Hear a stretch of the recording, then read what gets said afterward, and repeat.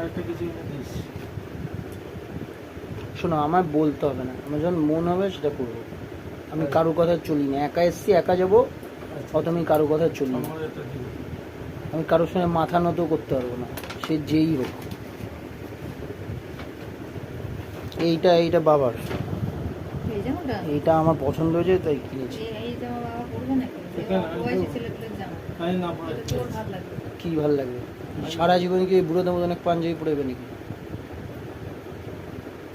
এটা কার? এটা ওই। নিয়ে এসছি কোথায় পড়বে, পয়সা দিয়ে কি হবে?